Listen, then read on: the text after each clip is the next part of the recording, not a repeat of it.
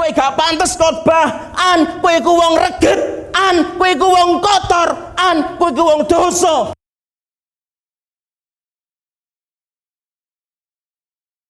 Anakku aja kuwatir. Aku ora mau kang liburan. Aku tetep njogo awakmu. Napa kemawon? Kesedihan yang begitu dalam, kesedihan yang begitu hebat menguasai hati dan jiwanya, Bapak Ibu. Dia tidak bisa melihat lagi masa depanku nanti seperti apa, sangat suram, sangat gelap. Dan di saat-saat seperti itulah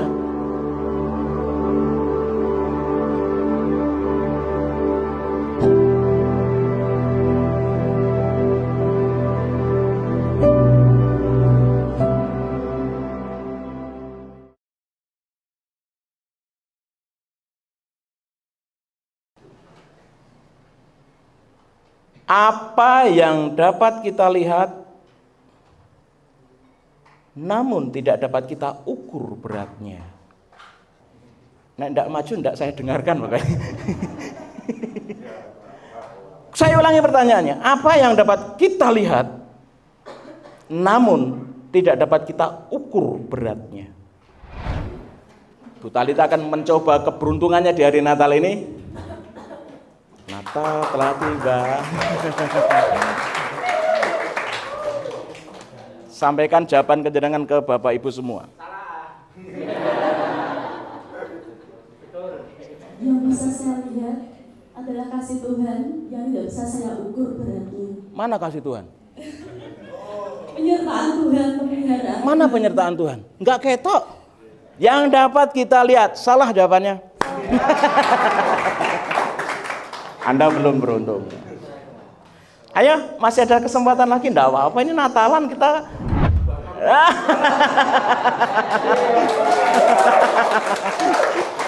Aku deg-degan ini mesti bisa lagi.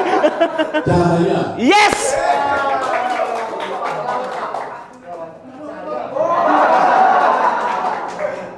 Kita bisa melihat cahaya. Apa yang mending mau? Cahaya Bapak Ibu dapat kita lihat, namun kita nggak bisa menimbang beratnya. Gimana apa enggak? Ya, Yesus itulah cahaya kemuliaannya Allah. Kita akan renungkan sejenak di hari Natal yang indah ini. Kita tahu bahwasanya ada banyak orang-orang yang berhikmat di dunia ini. Menurut hikmat dunia ini meramalkan bahwa tahun 2023 adalah tahun yang gelap. Gimana bagi? Banyak ahli di dunia ini, banyak orang-orang yang berhikmat di dunia ini menerawangkan bahwa situasi nanti tahun 2023 adalah tahun yang gelap. Ada resesi apa? Ekonomi. Ada banyak kesulitan nantinya. Siapa yang takut? Jangan takut. Karena kita punya cahaya mau seperti apapun zamannya, itu sudah tertulis mun kaweco di Alkitab bahwa zaman itu enggak semakin enak ning semakin aja kagetan dadi wong Kristen. Ampun gumunan dadi wong Kristen. Nggih? Semua sudah diceritakan dan diberitahukan Tuhan di dalam firman-Nya. Kalau kita baca ini Bapak Ibu, kita enggak akan kagetan. Kita enggak akan gumunan. Dan satu hal, kita nggak akan wedinan. Karena kita punya cahaya ini. Kita punya Yesus itu. Jadi mari kita mau merenungkan kebenaran firman Tuhan pagi ini. Yesus disebut sebagai cahaya kemuliaan Allah. Kenapa? Mari perhatikan di dalam Yesaya 52 ayat 7 sampai dengan yang ke-10. Saya akan baca untuk kita semua, demikian firman Allah. Betapa indahnya kelihatan dari puncak bukit-bukit kedatangan pembawa berita yang mengabarkan berita damai dan memberitakan kabar baik, yang mengabarkan berita selamat dan berkata kepada Sion, Allahmu itu Raja. Dengarlah suara orang-orang yang mengawal engkau, sebab mereka mereka bersama-sama bersorak-sorai, sebab dengan mata kepala sendiri mereka melihat bagaimana Tuhan kembali ke Sion. Bergembiralah, bersorak-sorailah bersama-sama, hai reruntuhan Yerusalem. Sebab Tuhan telah menghibur umatnya, telah menebus Yerusalem. Tuhan telah menunjukkan tangannya yang kudus di depan mata semua bangsa. Maka segala ujung bumi melihat keselamatan yang dari Allah kita. Amin. Bapak, Ibu, dan saudaraku yang diberkati Tuhan, Yerusalem dikatakan adalah reruntuhan, gerokan. Yerusalem dikatakan bukan sesuatu bangsa yang utuh, tetapi Yerusalem dikatakan firman Tuhan, Yesaya menyebut dengan sangat jelas bahwa Yerusalem adalah reruntuhan. Dan saya mau katakan Bapak Ibu, situasinya masih sama, bahwa Yerusalem masih di negeri Babel.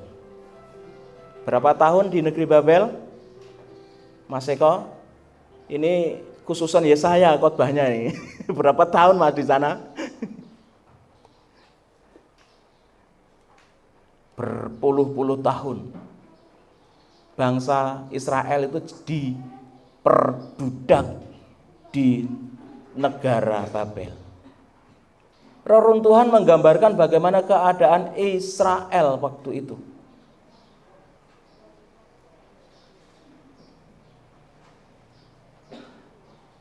Dalam keadaan yang penuh dengan kesakitan penderitaan, dalam situasi yang penuh dengan kegelapan akan masa depan, muncullah Yesaya dengan membawa berita yang penuh sukacita. Dikatakan dengan jelas betapa indahnya kelihatan dari puncak bukit-bukit kedatangan pembawa berita. Bagaimana Yesaya membawa berita yang penuh dengan pengharapan. Dan dikatakan dengan sangat jelas di ayat 9, bergembiralah, bersorak-sorailah bersama-sama, hai reruntuhan Yerusalem, sebab Tuhan telah menghibur umatnya. Bapak Ibu, saya sampaikan pada kesempatan pagi ini di hari Natal ini, Yesus disebut sebagai cahaya kemuliaan Allah. Kenapa? Karena Dia datang untuk menghibur kita semua. Pak Romat perlu dihibur? Kenapa kok perlu? Pertanyaan saya. Membutuhkan kasih Tuhan. Mas Ardi perlu dihibur betul? Masuk sarjana yang baru lulus perlu dihibur. Kira-kira orang yang perlu dihibur itu keadaan hatinya seperti apa Bapak Ibu? Susah, sedih. Pak Romat juga mengatakan tadi perlu dihibur, mungkin sedih hati Bapak. Keadaan Israel reruntuhan, runtuh imane, runtuh pengharapannya, runtuh nopo kemauane. Kesedihan yang begitu dalam, kesedihan yang begitu hebat menguasai hati dan jiwanya Bapak Ibu. Dia tidak bisa melihat lagi masa depanku nanti seperti apa. Sangat suram, sangat gelap.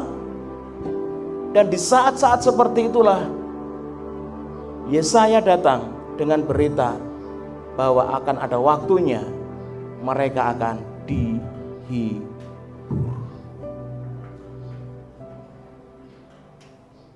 Coba jangan bayangkan dunia ini tanpa ada entertain gitu ya. Dunia hiburan. Saat ini kalau kita pulang kerja ya kan, pulang kerja kesel nih kan, siram, bar siram kira-kira ngapa sih? Nonton, Kenapa? Kita butuh kita itu penat, Pak Bu. Kita itu capek jiwanya. Kita itu lelah menghadapi rutinitas yang begitu terus. Belum ditambah persoalan, belum ditambah sakit penyakit, belum ditambah masalah anak, belum ditambah masalah tetangga. Penat, penuh. Dan kita semua nggak usah sombong, kita butuh dihibur. Saya pun sama.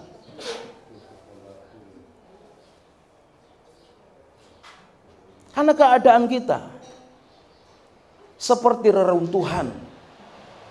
Kenapa Yesus lahir di kandang, Pak Bu? Ayo, coba kita mau renungkan, kita sharing siang ini, pagi ini. Kenapa Yesus lahir di kandang? Dan saya minta tolong, nyun tulung jenengan deskripsikan satu kalimat tentang kandang. Gambarkan satu kalimat kandang dengan satu kalimat. Gambarkan kandang itu dengan satu kalimat. Atau satu kata aja, satu kata. Kandang adalah kotor. Setuju? Apalagi kotor. Bau. Napa malih? Kandang. Sinten sing di kandang omah? Mesti apal. Napa Pak? Kandang, Pak.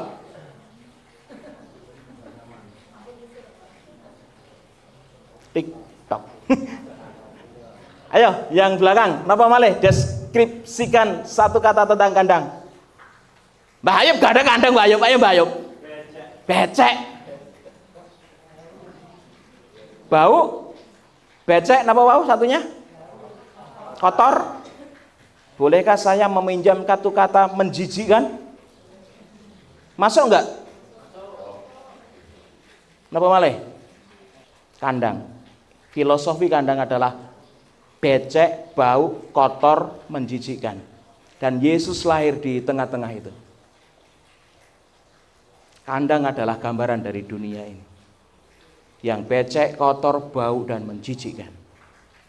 Kandang adalah menggambarkan diri saya. Yang kotor, bau, menjijikkan, becek. Kandang adalah menggambarkan hati panjenengan yang kotor, jijik, becek, bau. Maaf.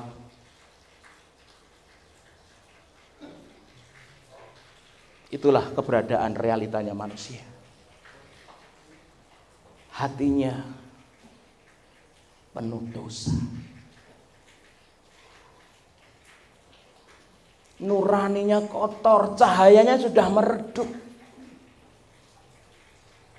Tiap jam pikiran negatif.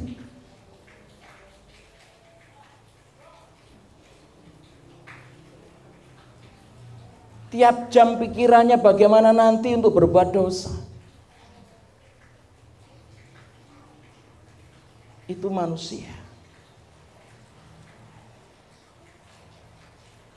Dan Yesus lahir di tempat yang seperti itu.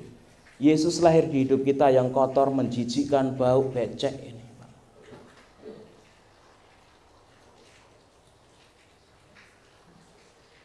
Dia datang menghibur kita yang kotor, becek, menjijikkan ini. Supaya kita enggak terus hidup dalam kegelapan. Dia adalah penghibur. Dan saya mau katakan penghibur adalah parakletos. Ada dua penggalan dari kata parakletos. Para. Artinya para adalah berjalan berdampingan. Dan kletos yaitu yang dipanggil. Saya mau gambarkan supaya jenengan cetha Bapak Ibu. Parakletos atau penghibur atau Roh Kudus itu dari kata para dan kletos. Para itu adalah berjalan berdampingan dan kletos itu dipanggil.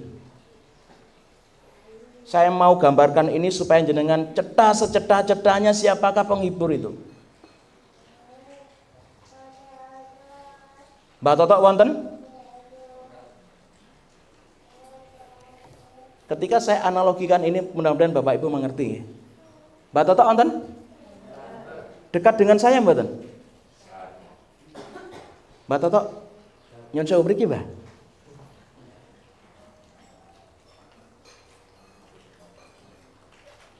ten samping kula Mbah. Para yang berjalan berdampingan. Dan kletos, beliau ada di samping saya karena saya panggil. Para kletos, berjalan berdampingan. Roh Kudus akan bersama dengan kita karena kita panggil. Banyak orang Kristen gak merasakan penghiburannya Tuhan. Kenapa? Roh Kudus ada, iya ada. Roh Kudus diberikan, enggak. Tapi apakah dia dipanggil? Pertanyaan sederhana Natal ini. Roh Kudus dikirimkan Tuhan, iya. Roh Kudus diberikan Tuhan, yes. Roh Kudus ada, ada. Pertanyaan saya, apakah Roh Kudus dekat dengan jenengan? Apakah Roh Kudus selalu berjalan berdampingan dengan jenengan? Saya mau katakan, kenapa orang Kristen gak merasakan penghiburan? Katanya Allah itu menghibur, kenapa aku gak terhibur? Karena tidak panjenengan panggil.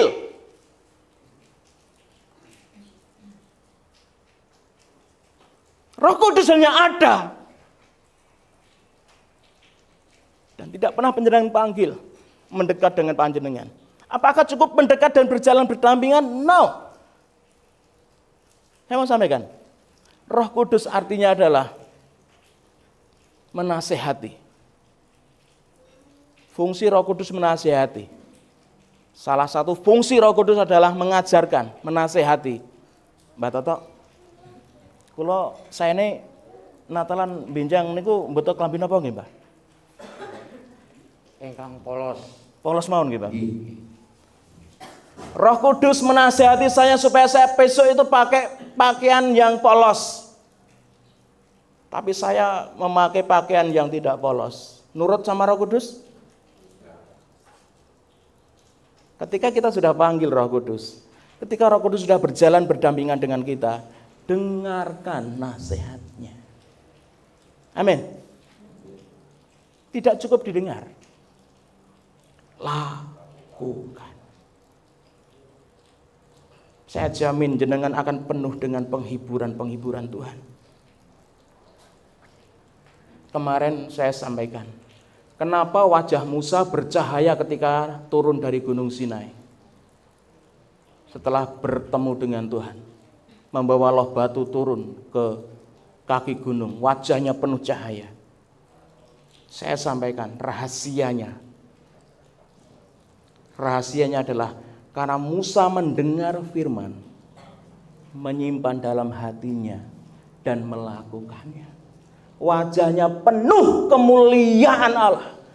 Roh Kudus membela kita. Dari siapa? Dunia ini akan penuh dengan hal yang bisa menyesatkan kita, Pak Bu. Iblis akan terus mendakwa kita, kowe gak pantes khotbah, kowe ku wong reget, kowe ku wong kotor, kowe ku wong dosa. Iblis akan mendakwa jenengan seperti itu terus. Kamu gak layak pelayanan, kamu gak layak pelayanan. Namun Roh Kudus, ngger, kowe anakku ngger. Coba Mbah saya bela Mbah dari iblis-iblis yang menghakimi saya. Mbah tak darahnya Roh Kudus. Anakku aja kuwatir. Aku ora mau panglipuran. Ning aku tetep njogo awakmu, aja nganti ana musuh sing wani karo awakmu. Amin. Iblis setiap waktu akan mencuri semangat jenengan melayani. Kenapa sih orang Kristen gak senang melayani? Tak kasih tahu alasannya. Karena orang Kristen itu belum melihat kasih Tuhan, Pak Bu. Kalau orang Kristen itu melihat kasih Tuhan dalam dirinya, saya yakin gak usah didorong-dorong pelayanan. Saya sampaikan kasih Tuhan salah satunya.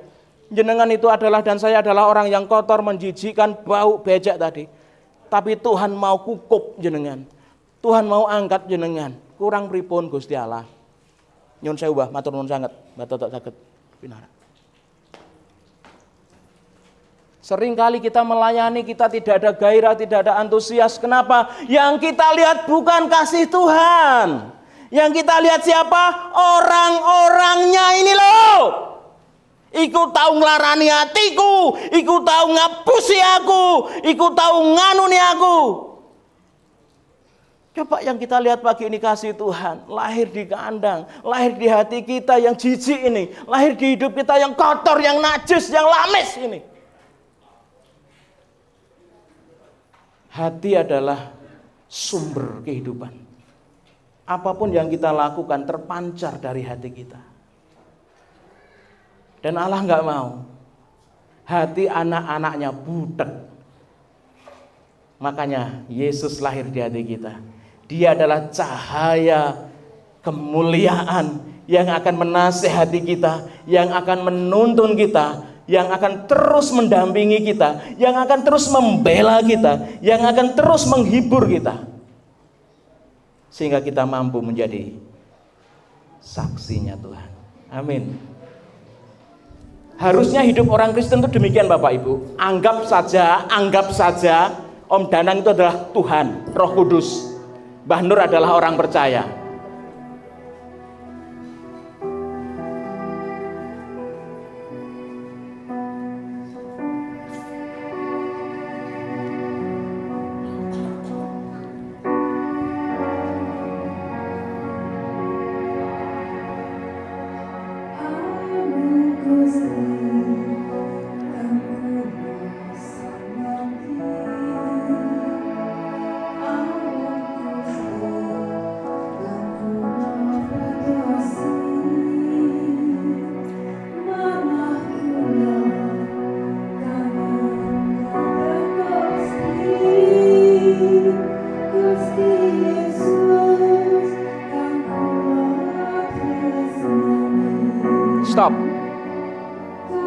Stop dulu, Mbah.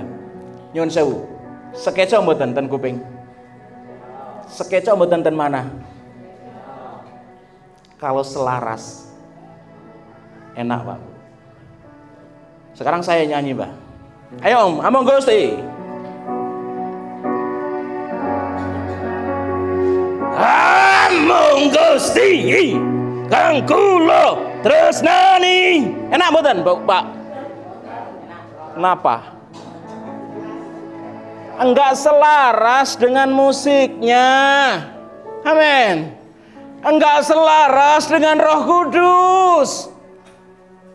Enggak seirama dengan hati Tuhan. Enggak enak hidup kita. Selaraskan hatimu dengan hati Tuhan. Selaraskan langkahmu dengan hatinya Tuhan. Seringkali kita enggak mau bareng jalan sama Tuhan. Seringkali kita bikin nada sendiri. Seringkali kita bikin konsep sendiri. Yuk tobat bareng-bareng yuk. Jangan buat konsep hidup sendiri Pak Bu. Ikuti konsep Tuhan. Ikuti irama Tuhan. Ikuti hatinya Tuhan. Akan indah. Rap. Coba Om Danang. Gusti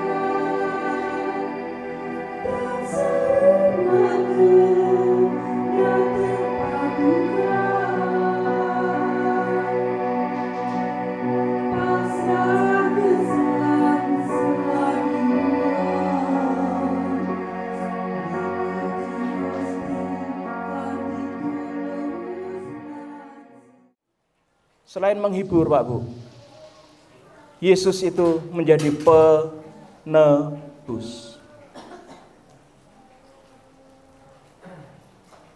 Dua alasan inilah yang membuat Yesus disebut sebagai cahaya kemuliaan Allah. Ibu Bapak yang dikasihi Tuhan, menebus itu artinya adalah membebaskan, menyelamatkan, melepaskan, memulihkan, dan mendapatkan kembali.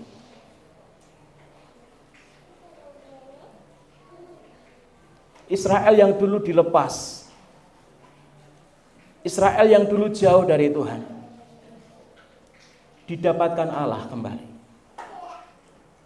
Semua haknya dikembalikan lagi kepadanya. Israel yang dulu tidak diperhitungkan Tuhan, sekarang diperhatikan Tuhan, ditebus oleh Tuhan. Bapak Ibu,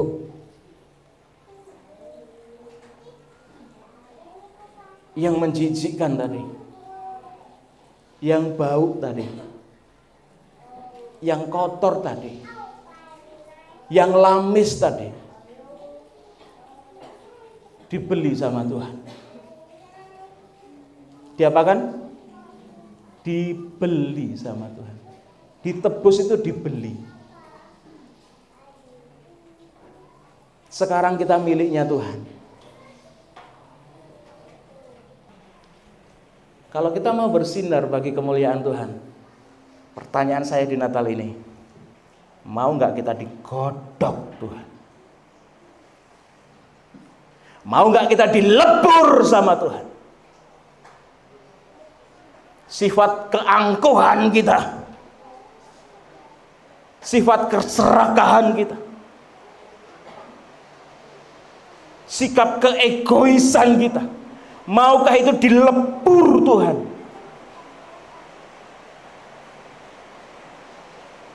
Maukah kita dimurnikan Tuhan? Segala sifat-sifat jahat dari kepala ini kita tanggalkan. Dan saya yakin itu sakitnya luar biasa. Tapi tidak ada pilihan. Kalau kita memang mau bersinar bagi kemuliaan Tuhan, karena kita sudah miliknya Tuhan, maka kita tidak punya pilihan. Monggo Gusti, pretelono mawon Gusti, suka-sukamu Tuhan. Mana yang gak berkenan dengan Engkau, potong Tuhan. Berani berkata gitu Mbak pagi ini? Halo? Berani berkata begitu pagi ini? Aku milikmu Tuhan. Segala sesuatu yang tidak berkenan di hadapanmu, Tuhan pangkas itu, Tuhan lebur itu, supaya aku bersinar bagi Engkau. Berani? Karena sudah ditebus Tuhan. Monggo Pak Bu. Sikap angkuh, kesombongan. Napa malih kira-kira? Napa? Tinggi hati. Nggih, kancane gumumbung niku kira. Napa malih? Yang mau dipangkas Tuhan apalagi dalam tahun ini, supaya tahun depan kita lebih baik dan bersinar bagi kemuliaan Tuhan. Keras hati nggih.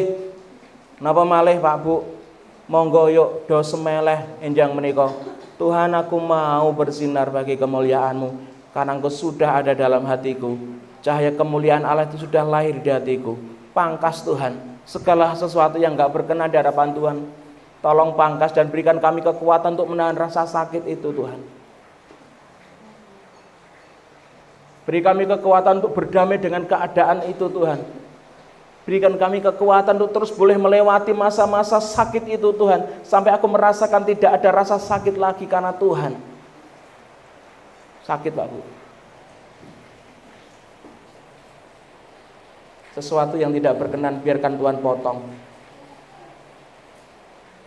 Natal tahun ini, di penghujung tahun ini, Allah mau kita bersinar, bersinar, dan bersinar bagi kemuliaannya. Supaya bangsa-bangsa, ayat 10, Tuhan telah menunjukkan tangannya yang kudus di depan mata semua bangsa. Maka segala ujung bumi melihat keselamatan yang dari Allah kita.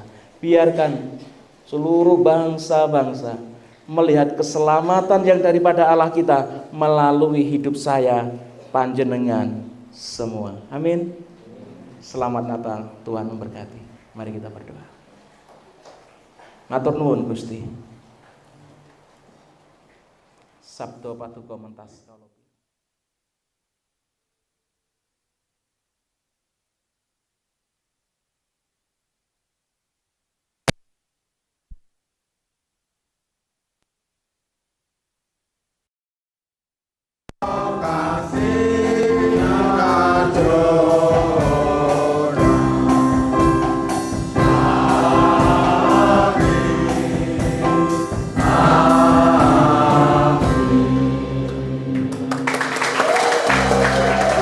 biasa. Terima kasih Bapak-bapak.